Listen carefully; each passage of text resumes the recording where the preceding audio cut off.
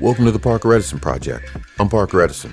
For episode 3, I get to sit with a very unique fashion house located in Barrio Logan. So now I basically design and make everything in the studio, right? Like, so I do all the sewing, all that kind of stuff, but we utilize recycled, repurposed, and reclaimed fabrics. Plus, we hear from the creator of art rap, Open Mike Eagle. There's something different happening. We need a different thing to call this stuff. And so I started calling my music art rap as just an attempt to distinguish what me and some other people were doing from what was going on in the mainstream. I really felt like that was necessary at the time. That's next on the Parker Edison Project.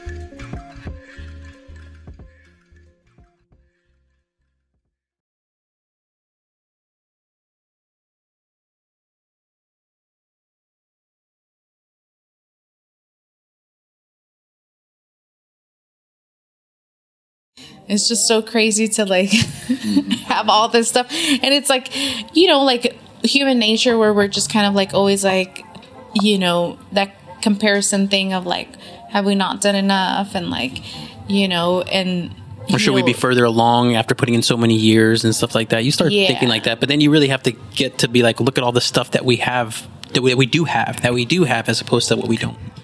You are now tuned to the Parker Edison Project. Good morning, and welcome to Season 3 of the Parker Edison Project. A noun is a person, place, or thing. In my opinion, culture is a noun. Each one of our seasons so far has been a version of it. Season 1 was about people. We featured stories that were so riveting, we could just press play and let the magic shine. Season 2 was things, unique topics, ideas that the guests unwrapped or expounded on. Season 3, places. Geo-Politics, the way environments, people, and power work in a continuum. The topic of this episode is art, which Webster's defines as the application of human skill and imagination. Plants are grown by the soil they're in, and art's no different. It grows, feeding on the elements that surround it. Detroit made cars, so its Motown record label made music drivers could drive to. Art is the human manifestation of whatever that city produces. In the 90s, my first guest was the artist in residence for the neighborhood of Sherman Heights. Her name is Jean Cornwall Wheat, and if you've ever been to San Diego's Malcolm X Library, you've seen her handiwork. Let's get a professional's definition on art. What's your name and what do you do for a living?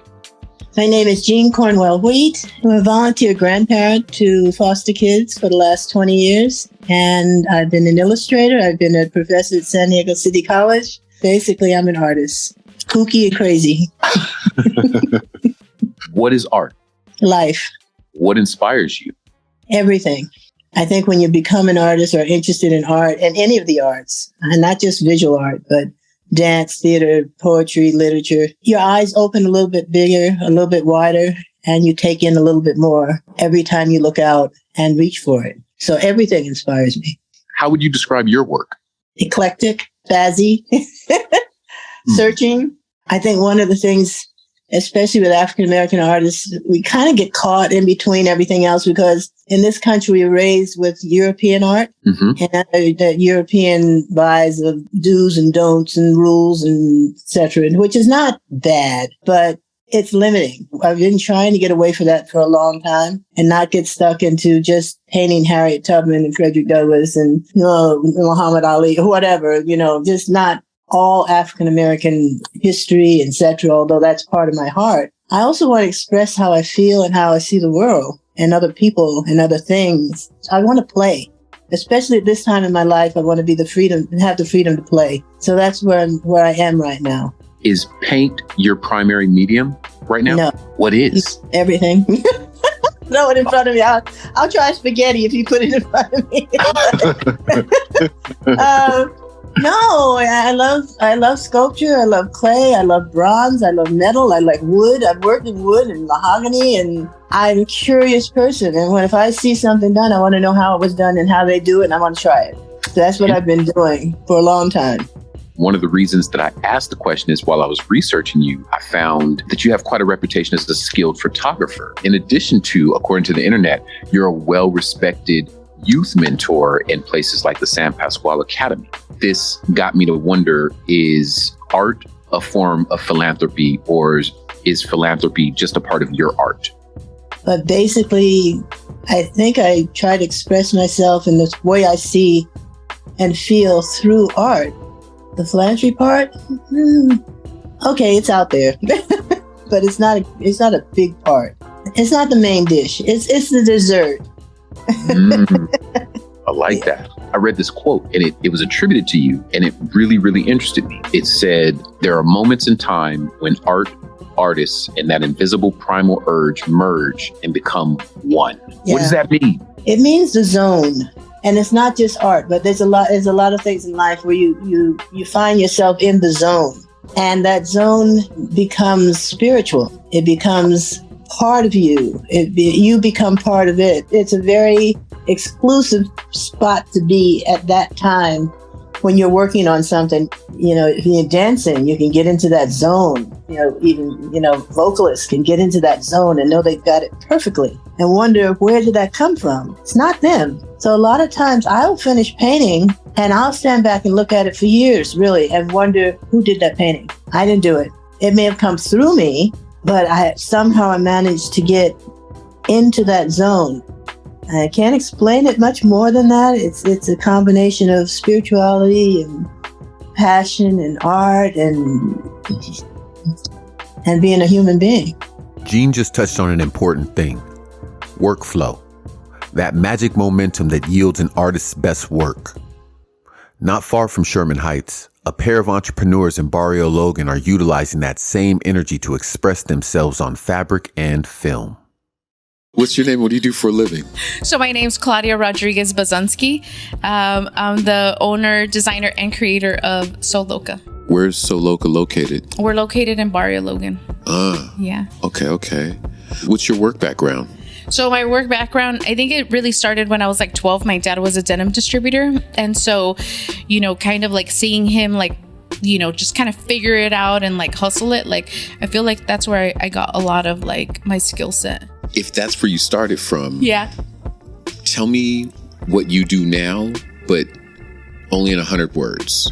So now I basically design and make everything in the studio, right? Like, so I do all the sewing, all that kind of stuff, but we utilize recycled, repurposed, and reclaimed fabrics. So everything that we use is like recycled. So we're not going out to like buy any kind of fabrics or anything like that unless it's at a estate sale or it's a blanket at like a thrift store.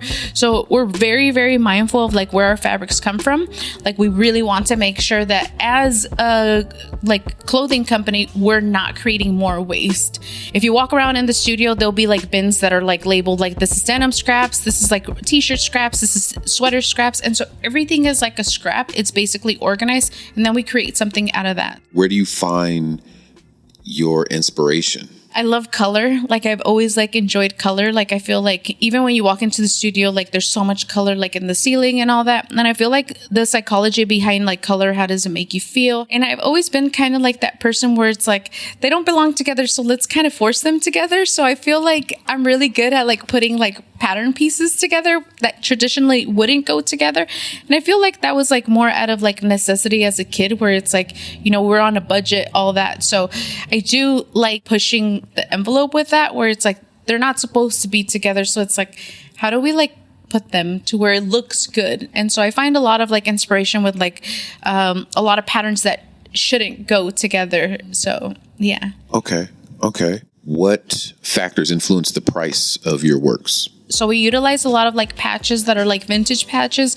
I like a lot of stuff from like the 60s and 70s, fabrics that are from that time frame too. So it just depends on like how rare a patch is, how much time we put into something. Like some of the stuff is like bleached, some of it is like dyed. And so it really just depends. We're really working on like, creating things that still hold a lot of value at like a really affordable price point, because we really want for anyone to be able to like buy like an original Soloka piece. And that's where we're kind of at right now. When you say an original piece, yeah, is that couture?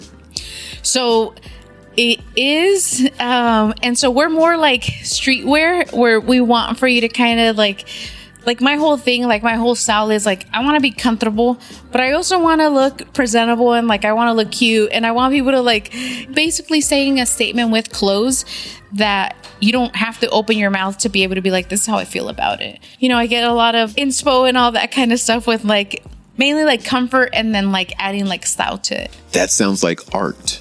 Yeah. If it's not mass produced, it sounds like art. Yes. And you know what? It's been really difficult because it's like, I originally told my parents, I was like, I want to be an artist when I grow up. And like, it was not, you know, they were like, you should do something where it's like, you know, where you could be able to like make money and do all that kind of stuff. And for me, like, I've always been like a creative kid, you know, like I've been creative since I was like really, really small. Being able to be labeled as an artist, like obviously like means a lot because it's like, I feel like I did so much time to be able to like figure myself out as like, who am I? Like, what is my value to this world and all that kind of stuff. And I feel like sewing has always been like very disregarded as like an art form, you know? It's very rare when we make like 5 of the same one. And so we really want people to feel that like that clothing piece that they're wearing, it was made for them because we're not mass producing them. We're not mass produced humans. Anyone like comparing each other to like someone else is like so toxic. And it's like, I don't want to make you feel like that in my clothes. I want you to be like, this was made for me, you know, and like that pride of like, I only have this. And so I think that that's when I realized I was like I want to create stuff that is like for everyone. That's crazy because it makes me think that it is art. And then when people put it on, they become a different type of art or an evolution of that, an extension of that art. Yeah. What are your ultimate career goals? I really would love to dress people that are like performing, that are doing a lot of like really cool stuff, taking the business to where it's like it could be very sustainable so I could like spend more time with like my family, you know, all that. But I think like genuinely like dressing like performers, artists, like people that like want to like make a statement, like getting to that point of like creating like these really like intricate like pieces for people where, you know, they could wear it and feel some kind of way. So I think that that's where I would want for Soloka to like basically like move to the next level. What's your name? What do you do for a living? My name is Manny Bazunski. I'm the creative director and filmmaker at Soloka. Do you do the promotion for Soloka? Yes. So basically Claudia does all the sewing, everything like that. And then basically I just try to film all the content, take the pictures of everything, maintain the website, and just edit and produce the videos. Wow. How do you describe your style in terms of video? You know, it's crazy for me to say because a lot of the people that I went to film school with, they'd probably be like, you know, they not that they would look down on it, but, you know, my medium right now is the cell phone. Mm-hmm. You know, I use the phone for everything. We use the phone to shoot everything. We use the phone to edit.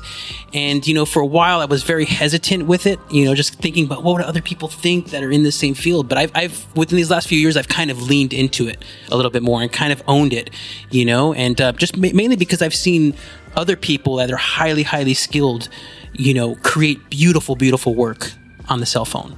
So it's inspired me, you know, and it's just a way for us to be creative every single day and do it efficiently, you know? We could make a video, like have a thought, you know, Claudia usually has like a cool thought. We run in here, we film it. I go by my little room by myself. I edit it on the phone so I'm not disturbing anyone with all like the editing noise. And then by the end of the day, we post it on Instagram. And, you know, you could have 20,000 people immediately see it, you know, and it's that instant reaction of like, wow, we did something creative and we're getting responses. And it's like, yeah, why not? Why not? In general, who are your biggest artistic influences? They're definitely all filmmakers. You know, I would say the surrealism of David Lynch, you know, the independent thinking of Spike Lee growing up in New York, definitely a huge influence. And then also more recently, there's a filmmaker called Sean Baker. He's not as well known, but he created this beautiful film called Tangerine. And he shot it all on iPhone 5s. You know, and he has just such an authenticity to his films and everything like that. And the fact that he was just able to create such a masterpiece using nothing but the phones, I mean, it not only sparked something in me, but I know it sparked something in a bunch of other people too. And he influenced the whole generation. And, yeah, I'm just waiting for that first, you know, Oscar-nominated film or whatever, to filmed all on cell phones and everything, and maybe people won't poo-poo it as much, you know? Yeah. Fair. And shout out iPhone 5. I got 2 of those joints. Right. Exactly. I do the 5S. Yeah. I'm faithful. That's what he shot it on, 5S. Hey, faithfully. Manny, what's your dream project?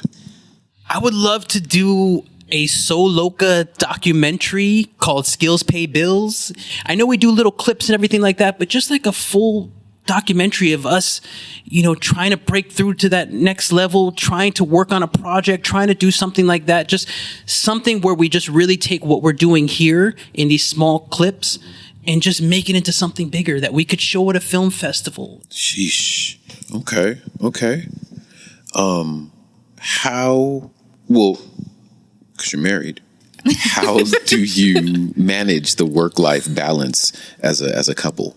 I don't think we have it quite figured out yet. So I don't want to give any pure advice because we are in the process of really kind of getting out of that mindset of just like embracing that we're just workaholics. Yeah. And we've ran on that for so many years, and it's helped us in some ways, but we see that eventually you run out of fuel. Yeah. So it's not a very sustainable mindset. Mm-hmm. We want to keep it growing. We want to keep always thinking about the business and putting in effort.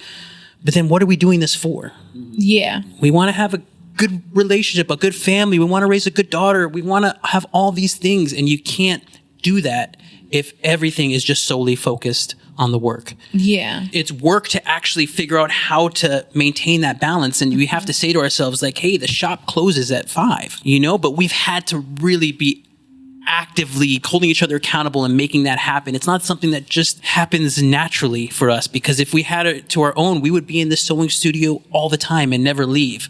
But we do get burnt out, and we don't want to get burnt out. Right. Yeah. That's a high price to pay for success. Burning out. Yeah. What's your least favorite part of owning a business? Anything non-creative. Yeah. The admin stuff, balance sheet, all Taxes. that stuff. It's stuff that we would put off and procrastinate with, but it has to be done. It's part of we can't have a business without it. But it's anything that's non-creative, it just takes a lot to do it, out of us, but we have to realize that not everything can be totally creative with it. Like it in the business part of it, we have to sell everything that we make. Yeah. We have to, and it has to be profitable, and we have to make sure that we can have stuff for our daughter, because this is both of our lives. So there's no extra income coming from anywhere else but the shop. Yeah. So we have to treat it like a business, even though it makes us hurt inside a little bit. Yeah. You have a 10-year-old daughter? Yeah. Do you think you're raising an artist? Yeah. Yes. For sure. Yeah. For sure. She's an amazing writer, which I'm really proud of because she gets that from Manny. But she's just a very super compassionate, very loving, girl that she's just going through the phase of being 10 and all the gossip in class and all that kind of stuff. And she's a great artist. She's really good at drawing, anything creative she loves doing. So we definitely know that she's headed into that path. I remember I would be afraid to even tell my mom I wanted to be an artist or whatever, but I don't want her to feel afraid to say that. We want to embrace that, as a viable career path. Yeah. Soloka is an art house, and wares of their garments are the canvases. One of the things that fascinates me about Claudia and Manny is how they multitask. They juggle store owning, art, parenting, and it all calls for this compartmentalization that functions as a type of organization. It's sort of how they keep things in order, I think. That thing that would be considered an obstacle in another field helps the Bazinskis to maintain their workflow. That's nuts. I got one more guest on this topic of art. We've had sculpting and paint, photography with Gene Cornwall Wheat, fashion and film with the cats from Soloka. When we come back from this break, let's talk about rap. Stay tuned for more of the PEP. In 2023, hip-hop is turning 50 years old, and there's no better way to celebrate this monumental anniversary than by playing the Questions Hip-Hop Trivia Game, based on the acclaimed live event turned online show and podcast of the same name. The Questions Hip-Hop Trivia features 300 cards to challenge and entertain everybody from casual listeners to the most die-hard liner note reading rap nerds. the Questions Hip Hop Trivia, available wherever you get games and books, or order yours at www.questionshiphop.com.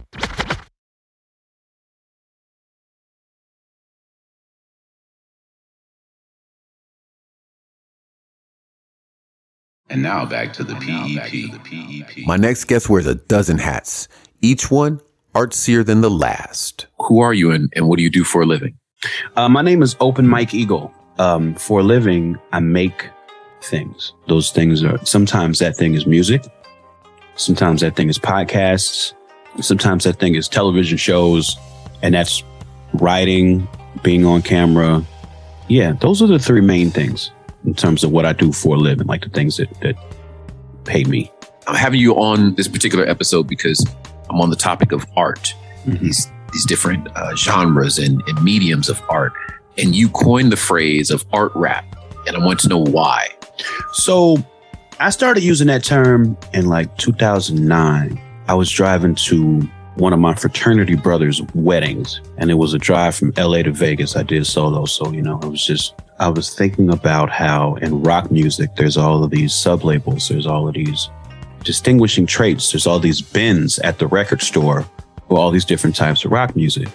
You could have bluegrass, you could have punk, you could have heavy metal, and you could have art rock. And I was like, damn, it would be really cool if rap had that, especially at the time, because I think that was a particularly bad time for mainstream rap. It was very homogenous. It was about to get weird, but it hadn't yet. So it was just super boring, I felt like. And there was music that people, or me and people who I would consider peers, Serengeti, Shabazz Palaces, Danny Brown was coming around that time. I was like, there's something different happening. We need a different thing to call this stuff. And so I started calling my music art rap as just an attempt to distinguish what me and some other people were doing from what was going on in the mainstream. I really felt like that was necessary at the time, like mostly for consumers, like not really for us, but just so people could know that when they stumbled into this corner of rap, that they should expect to be hearing something different. That makes a lot of sense, man, especially even with those names you just mentioned, like Shabazz Palaces is a perfect example of that. It makes total sense. What's the criteria if I want to be a qualifier? See what I did there? If I want to be a qualifier. That's been the funny thing over the years. That's been hard to define. I think one of the reasons that maybe art rap was not the best label is because something in that implies that there's going to be some aesthetic similarities between acts in that subgenre. And that's not true. If you look at the modern day people who get labeled art rap, it would be like myself, Billy Woods, Quelle Chris, Rap Ferreira. But we all make very different music from each other. Like we all complement each other well, I think, because we all kind of come from the same home planet, but like we don't do the same thing. So what I'm really starting to understand is the actual list of character traits that I'm trying to say we are this. It's really mostly about being like fiercely independent and making a lot happen without a lot of resources. It's about not having a machine, and it's about like making music with an urgency of like survival and continuing to put all of your chips on yourself and whatever you decide your sound is. Like that freedom is really like what makes me feel kin to other rappers. It's almost the tools that you're using are almost like a defining factor. And the tools that we don't have access to. And how we make it happen without any of that. That's almost the core of rap itself, though, right? Like that's the lack of instruments. Okay. Which makes me wonder if that's part of the criteria then. So are most of the early acts like the Schoolie D's, even maybe the Sugar Hills, do they fall into art rap for that? Probably not.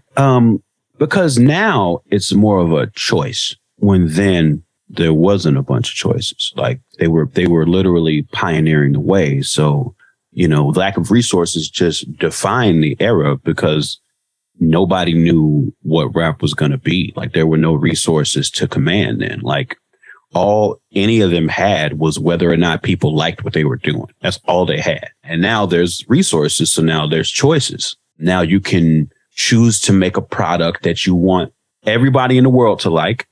And if you succeed at that sort of thing, then you can get a lot of resources behind you because a lot of There's a lot of entities that would like to make money with you. But if you're making something unique, if you're making something that it's meaningful to you, and that's the chief factor, then that's a choice.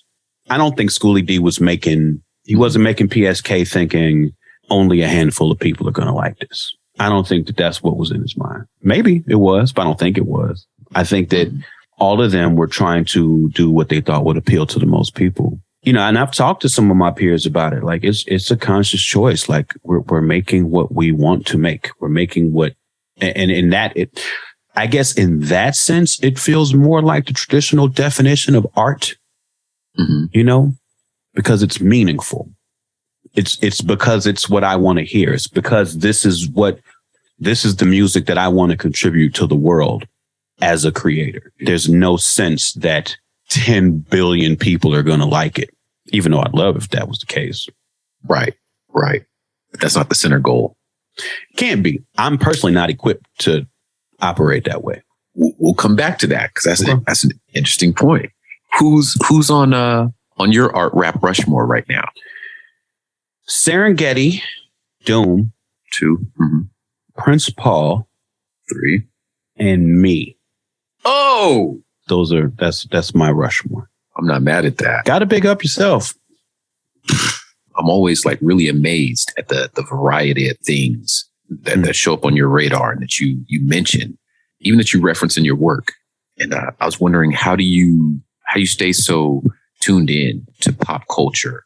So I just have been a very active consumer of pop culture and entertainment for as long as I can remember. In that, I feel like it's easy to stay somewhat in tune, just because I like watching TV. I like watching movies. I like reading comics. I used to like reading real books a lot. I haven't done that so much lately. So, I think there's just an essential curiosity that I've always had. And I've often fed that curiosity with media, you know, and for me, like, rap is always this cool opportunity to like point out the things that have stuck with me that my brain won't let go of.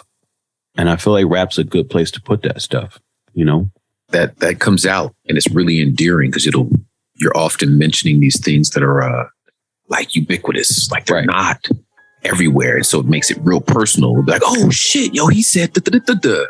Are you ever worried that you'll go over listeners' heads? I'm not worried about it. It's just a fact of life.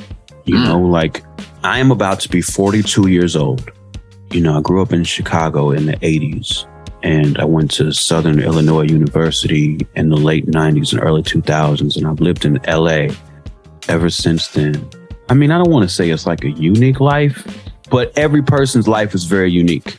And in that sense, like, I can only really discuss things that I know about or have experienced.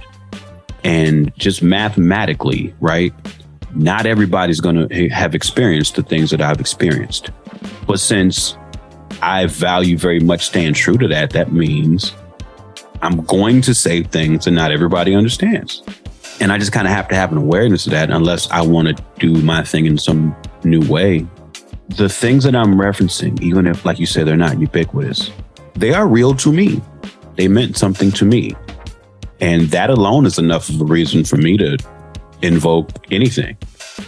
I love that. And I love the way it manifests, not just in your lyrics, but in your actions.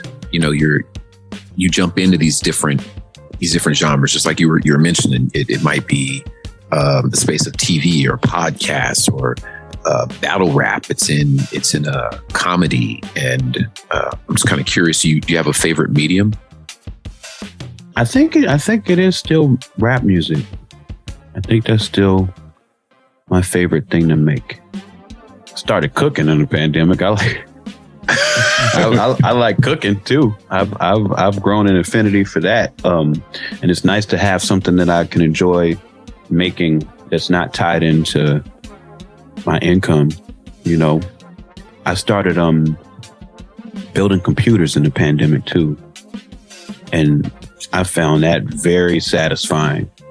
But again, it's like just a personal sort of satisfaction, not like I'm building the best computers in the world. You know what I'm saying? It's just like, this is a nice way for me to like put a puzzle together that's going to increase my capacity, but it's also like a very zen activity. Like you can put something on in the background, music, whatever, and you're just tinkering with this thing, putting it together. And then at the end of a couple hours, you press this power button and then there's a computer. You know what I'm saying? Like, I just found it very soothing. Fair enough. I'll take your word for it, man. I'll take your word for it. And actually, speaking of weird stuff, I need to settle an argument. Your newest project is called a tape called Component System with the auto reverse. And me and my homeboy have been arguing for, a little while now on whether or not that's a nod to A Tribe Called Quest, whether that title. It is certainly an invocation. It is not completely a nod, because all of my album titles in my heart are these long sentences. But certainly calling something a tape called Components, it's certainly using the grammar of A Tribe Called Quest. I'm not necessarily trying to say this album relates to A Tribe Called Quest, but certainly the grammar of a thing called thing, right, is informed by a tribe. And the vibe throws me back into that season as well, man. If I look at where I was aiming, the colors that I was attempting to paint with, that is certainly the goal. It's just that I would never, I wouldn't even know how to really, Midnight Marauders is my favorite rap album of all time. It might be my favorite album of all time, but it's certainly my favorite rap album of all time. And so in my mind, in my heart, that level of painting with those colors is untouchable. So I wouldn't call that what I was attempting to do, but certainly I hope to move in the honor of that, in the grace of that sort of expression with those colors.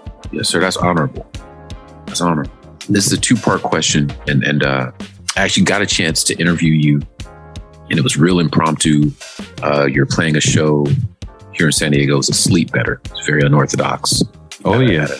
And I was able to get a quick interview with you, and I got a recording of the performance. You told me that you were like, you can use whatever you want from this performance. Before I do jump into that, where should listeners go to stay up on what you're doing? MikeEagle.net is the website. I have up until this point been very active on Twitter. We'll see how that goes. Yeah, I'm at Mike_Eagle on there until it all burns down. Hey, and with that, could you please do me the favor of introducing the song? This is the first song that I ever wrote that in my mind, right after I recorded the demo, I was like, this is a hit. It was from my 2014 album Dark Comedy. It's produced by PG-13. The song is called Qualifiers. Hey guys, hey.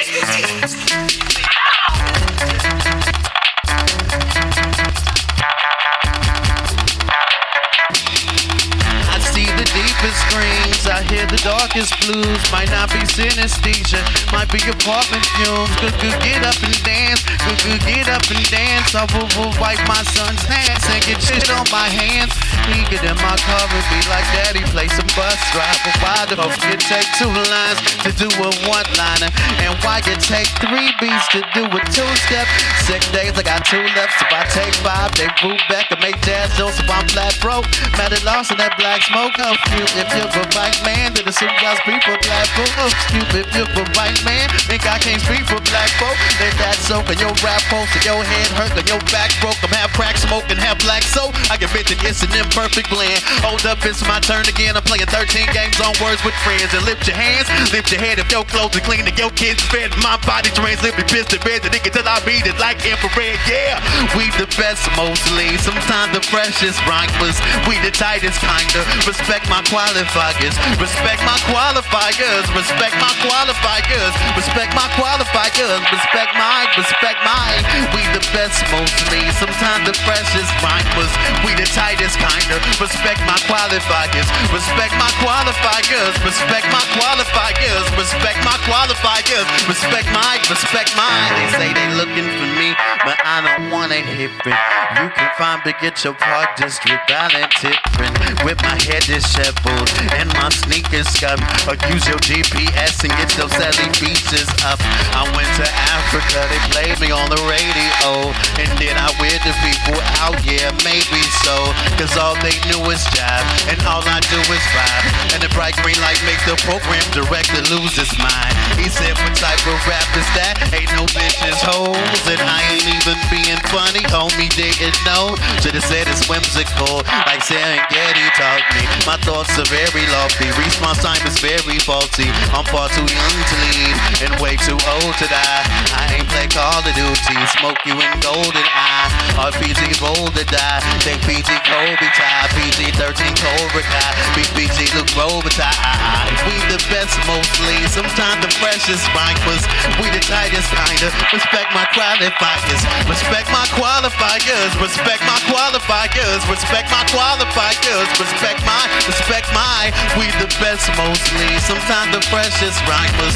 We the tightest kinda. Respect my qualifiers. Respect my qualifiers. Respect my qualifiers. Respect my qualifiers. Respect my. I didn't write the words they hear me singing. I didn't sing the line before this one.